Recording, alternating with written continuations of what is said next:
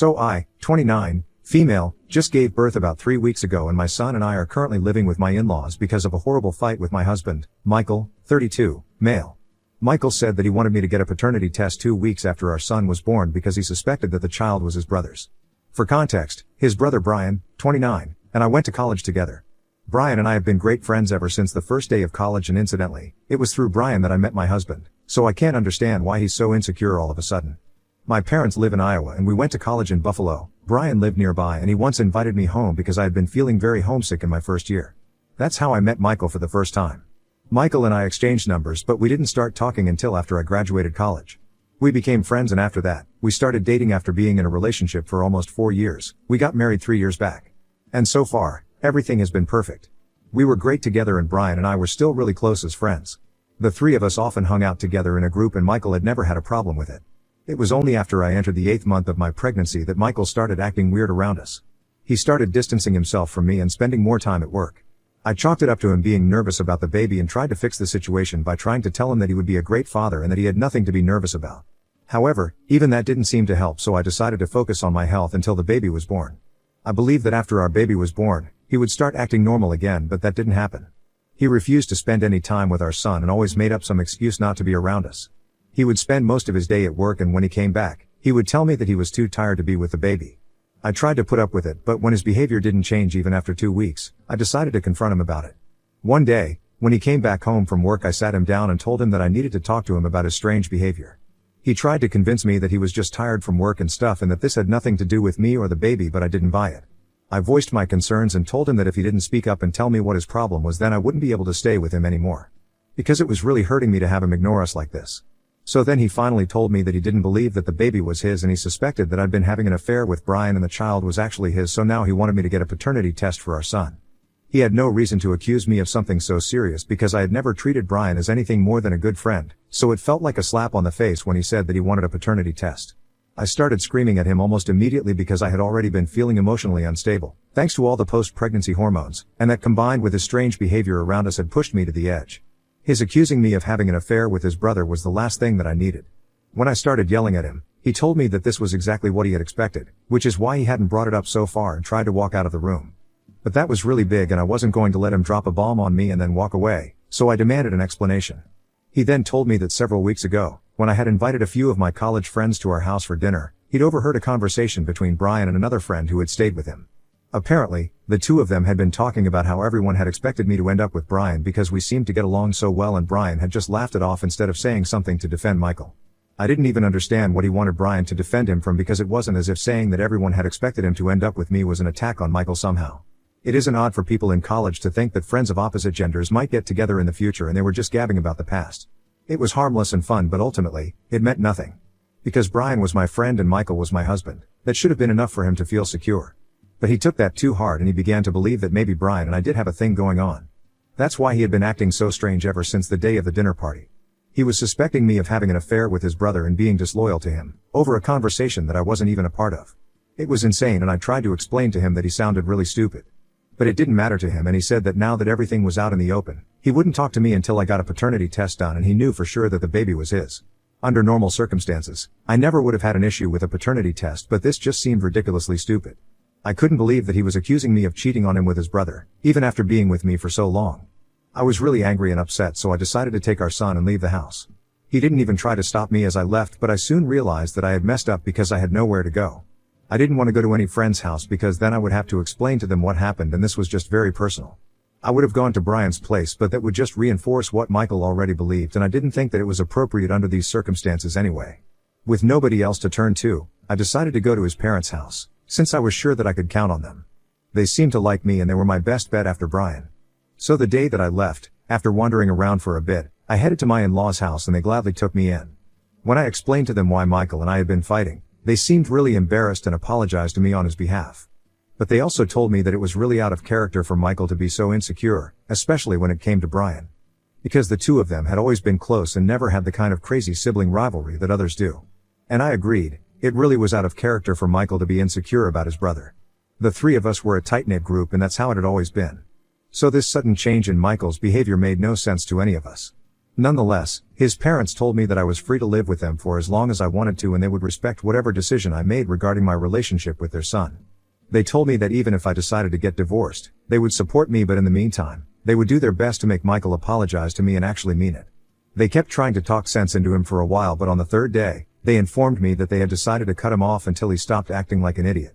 This would be a problem for him because his parents were supposed to let him take over their family-owned textile business in a few months. His parents were retiring and he had been in the running to inherit their business. But if they cut him off, Brian would end up inheriting it, and since he had no interest in running a business, he would probably sell it off, but then Michael would get nothing out of it. But the truth was that my in-laws only wanted him to reconsider what he was asking of me and accusing me of scaring him into thinking that he was going to lose the business. They didn't really have any intention of letting the business go to Brian because they knew that he would sell it and they had worked hard to build a brand for themselves. They were obviously not going to throw it all away over my fight with Michael.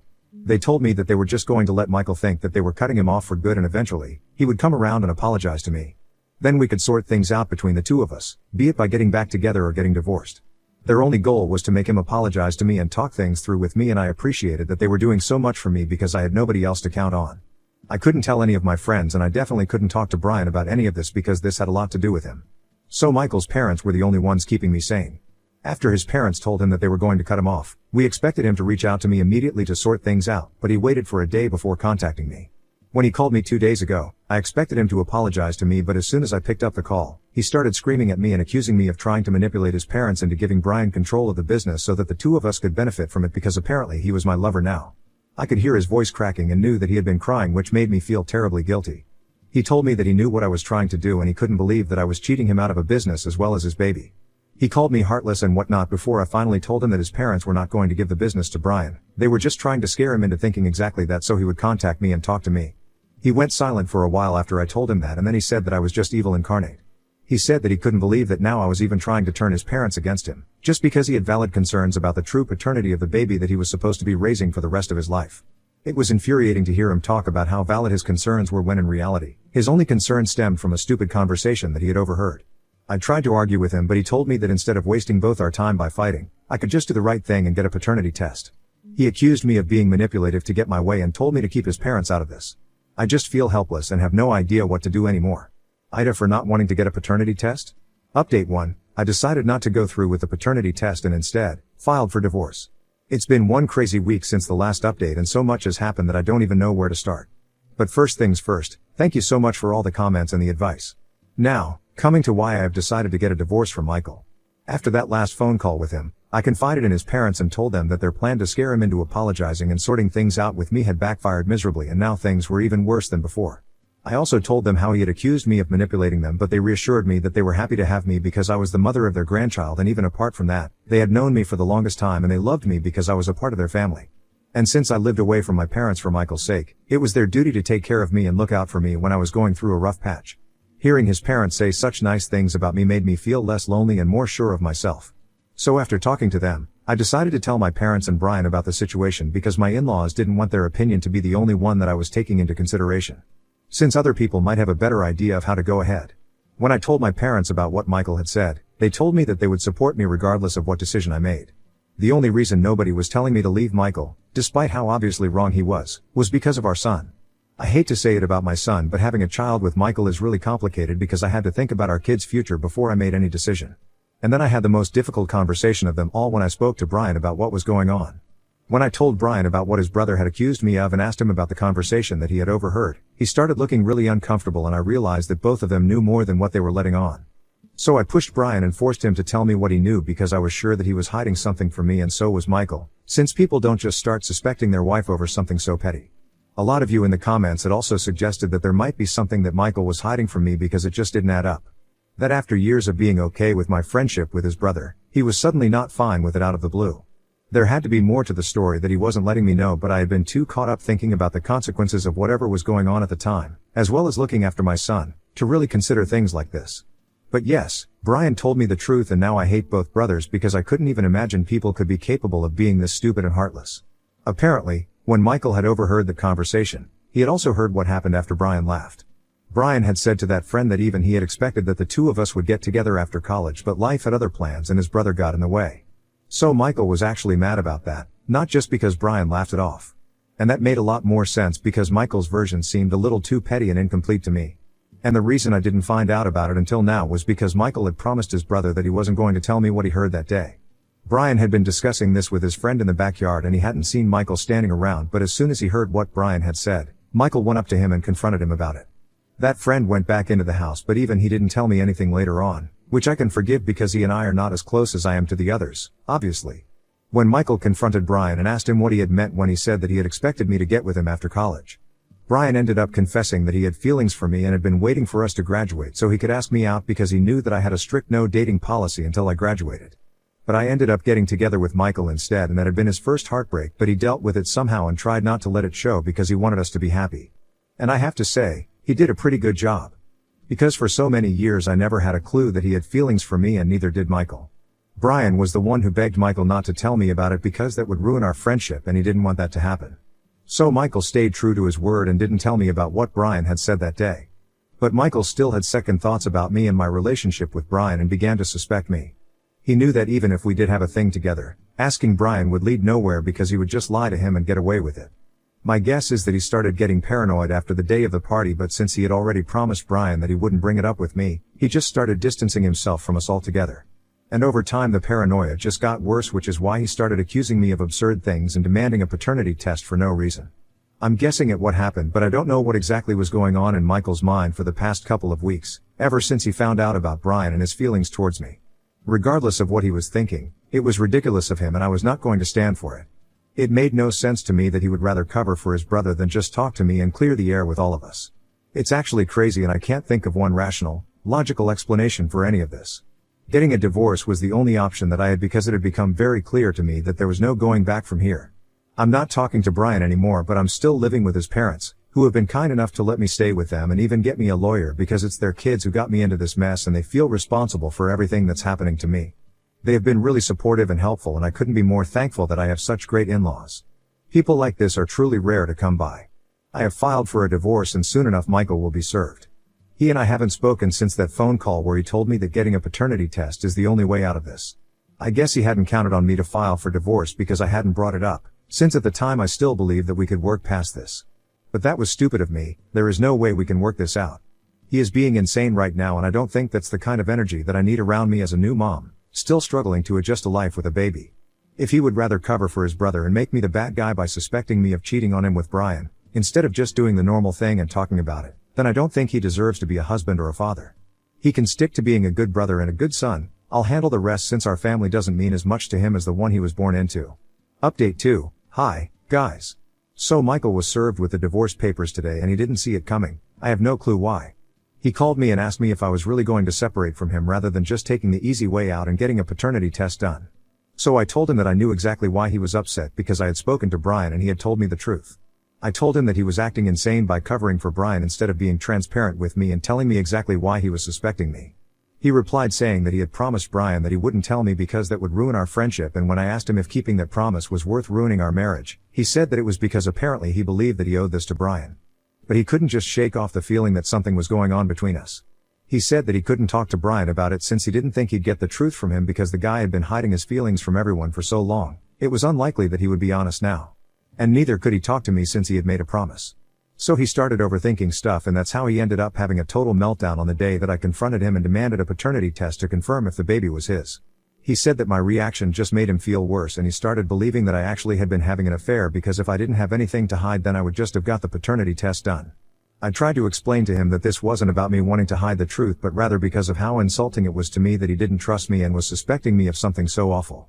Even though I had already filed for divorce, I tried to explain to him that keeping that promise to his brother and not being honest with me had cost him his marriage and the chance of having a happy family. He was also not even speaking to Brian anymore, so what was the point of all of that? But Michael was not ready to listen to sense and kept insisting that this was somehow my fault for not getting that test done when I still had time. He said that I should have been more understanding because he was in a tough position, that I didn't even know of at the time, and he couldn't bring himself to ruin Brian's friendship with me because that was his brother. And neither could he live with the fact that there might have been something brewing between Brian and me and the child might not be even his. He said that I should have realized there was a lot going on and at least tried to alleviate his worries by getting the paternity test done instead of making such a huge deal about it. It was an extremely frustrating conversation and after a while, I gave up trying to make him see my side of things. He was clearly too hung up on his own insane anxieties to consider that maybe even other people had feelings, and he had deeply hurt mine. To him, some promise that he made to his brother was far more important than his wife and child, and yet, he suspected this same brother to be the father of his kid? It didn't even make sense, and even while I'm typing this out, I feel like I'm going to cry because of how ridiculous this situation is. If I'm being honest, I think there might be something wrong with Michael, because I can't think of any sane human being acting out like this. If I was in his place and I suspected that Brian had feelings for me, I would never have made any promises, because my family would be my number one priority. And by family, I don't mean my brother, but the family that I chose for myself, my wife, and my son. And even if I did promise my brother that I wouldn't ruin his relationship with my wife, I still wouldn't let myself go crazy and end up accusing my wife of cheating on me just because I was insecure. The fact that he wanted a paternity test only because he suspected me completely based on his feelings, with nothing to substantiate his fears, is what makes it even worse. Even today, the conversation that we had was completely based on what he was feeling at the moment, and he didn't even seem to care that this marriage had two people in it. And a divorce was going to affect both of us, not just him. He also didn't ask about our son and how he was doing. Which was very upsetting, because when all of this is over, my son might not have a father figure in his life, through no fault of his own. It's these two brothers who messed up, and for some reason, the universe is punishing me and my son for it. It isn't fair, and most of it doesn't even make sense really, but it is what it is. My parents are flying down in a couple of days to meet me because things are getting really awful. Michael's parents are still not speaking to either of their sons, and they have started to consider cutting both of them off permanently because they find all of this incredibly disappointing. They're considering letting one of their employees take over the business instead of Michael. I definitely think they should cut Michael off, but I don't know about Brian. He hasn't done anything terrible. He was just honest with Michael for once, and Michael was the one who let it get to his head and messed up his marriage. That's not on Brian, but it's his parents' decision, and I'm not going to interfere there. I'm just grateful that they are standing up for me. It might have something to do with the fact that they do want to see their grandson after the divorce, but regardless of everything, I still love and respect them because they have gone above and beyond in their attempts to make life easier for me right now. I don't think I would have been able to stand up for myself and file for divorce had it not been for them. It's crazy how supportive they are, even when it's their own son that they have to go up against. Update 3, Michael isn't contesting the divorce, and he also doesn't want custody of our son, regardless of paternity. So that's what's happening right now. I'm not surprised, but I'm still quite disappointed. But at least I have an explanation for his behavior now. He reached out to his parents a few days back and told them that he had been to see a psychologist a few weeks ago, around 3 days after I moved out. They did a complete psychological evaluation and medical exam, and he had been diagnosed with a severe anxiety disorder very recently. It had taken several sessions with the doctors, but they had finally concluded that this is what was going on with him. It was shocking news for all of us because he had never exhibited any symptoms of mental illness before, so this had to be a very recent development. Or maybe he had and we had all just missed it. There's been a lot of revelations about Michael and Brian in the past couple of weeks, so right now, I'm inclined to believe that maybe I didn't know these people as well as I thought I did. Regardless of the medical condition, I still think that I have no reason to forgive him because he hasn't apologized to me.